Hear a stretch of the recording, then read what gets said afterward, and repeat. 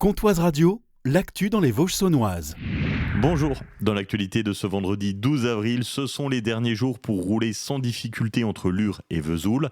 À partir de ce lundi et jusqu'au 3 mai, la circulation sera interdite sur ce tronçon pour cause de travaux entre l'échangeur de Colombe-les-Vesoul et le giratoire d'Amblan et Velotte.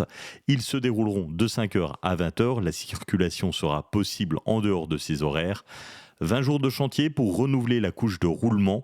Durant cette période, vous devrez emprunter les déviations. En voiture, vous passerez par Saint-Sauveur et vous reprendrez ensuite la RN 57. Et pour les poids lourds, vous passerez par Esprel et la départementale 9. Ce samedi à Lure se déroulera la journée citoyenne, une matinée pour embellir le cadre de vie luron, créer du lien autour de valeurs communes pour profiter d'une ville agréable. Les volontaires seront accompagnés d'agents municipaux qui, après une matinée de travail, profiteront d'un déjeuner ensemble. Ce mercredi, sur la base aérienne 116 de Luxeuil-Saint-Sauveur, se déroulait une cérémonie militaire à l'occasion de la passation de commandement du groupe de chasse 1 de Cigogne. Pour le général Vincent, commandant de la brigade aérienne de l'aviation de chasse, il est totalement serein pour cette passation de commandement. Ça ne pose aucune difficulté puisqu'il y a une continuité parfaite entre l'actuel chef et le nouveau chef. Parce que les deux étaient dans le même bureau, il y en avait un qui était aux ordres du second, il n'y aura pas d'interruption et la continuité sera assurée. Celui qui vient de quitter, il tourne une page importante parce que c'est une véritable aventure humaine d'être un chef.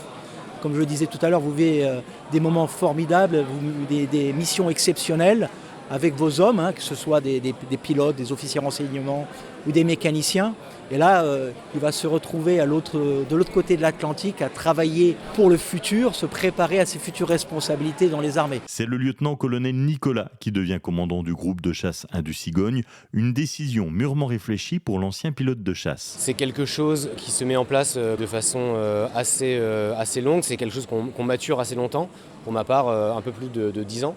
Donc l'unité, elle est connue. Néanmoins, les défis qui nous attendent, ils sont toujours très importants. Surtout en 2024, où on s'attend à avoir une année particulièrement dense. L'escadron sera notamment en charge de la protection des Jeux Olympiques de Paris durant tout l'été. Cette cérémonie à la BA 116 était aussi l'occasion de remettre la médaille de l'aéronautique au colonel Labadi. Un moment rempli d'émotions pour la chef de base. C'est une médaille très particulière pour les aviateurs parce qu'elle reconnaît nos services au service de l'aéronautique. C'est vraiment ce qu'on a fait au service de l'aéronautique, de l'aviation, des ailes françaises. Pour nous, en tant qu'aviateurs, c'est une médaille qui est très particulière. On y est très attachés et on est très fiers de la porter. Ce samedi, de 14h à 17h, se déroulera la chasse aux œufs du Secours populaire français de Vesoul. Le thème choisi, la paix et la solidarité internationale.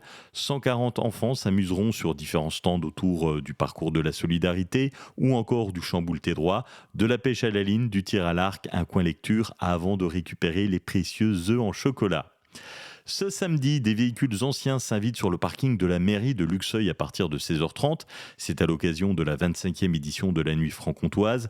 Plus de 75 équipages feront une halte à Luxeuil, l'occasion d'admirer les véhicules d'époque. Ce dimanche à 17h, l'auditorium de Lure va résonner au son rock de Fil de Rest. Le musicien, auteur-compositeur, vient présenter son dernier album, Solo Panthère. Sur scène, on va voir un univers de chansons rock.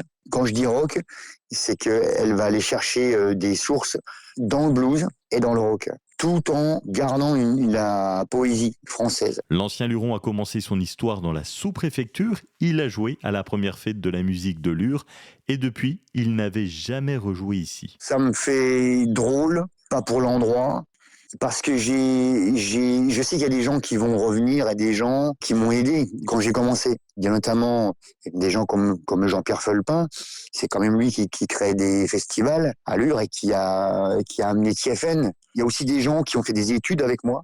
J'étais au lycée Georges Colomb et on a fait de la musique ensemble. Et ces gens-là, je vais les revoir. Donc, on a eu des parcours et puis on s'est tous séparés et puis on a tous eu nos vies. On a tous eu nos choix, mais je vais revoir ces gens-là que j'ai perdu de vue. Les retrouvailles entre Fil de Rest, Lure et son public, c'est dimanche à 17h à l'auditorium. Ce week-end se déroulera la 6e édition du Trail des Cerises, organisé par les pompiers de Fougerolles. Départ depuis l'écomusée du Pays de la Cerise avec 3 parcours possibles, une course de 12 km, une de 23 km et une marche de 11 km. Les inscriptions se font en ligne sur le site du Trail des Cerises et l'intégralité des recettes sera reversée au Téléthon. Du sport à ne pas manquer ce week-end. Après un mois sans jouer, les handballeurs du HBC Lure-Villers sont de retour au gymnase Mia. C'est à Lure, ils reçoivent Chalon-sur-Saône, coup d'envoi 20h30, avec en point de mire la montée en National 2.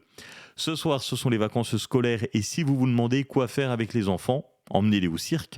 Le Cirque Festival de Cannes s'installe à Luxeuil. Ils sont nos invités dans notre podcast Agenda. Vous le découvrirez dès midi sur comptoiseradio.fr. Passez un excellent week-end. À lundi.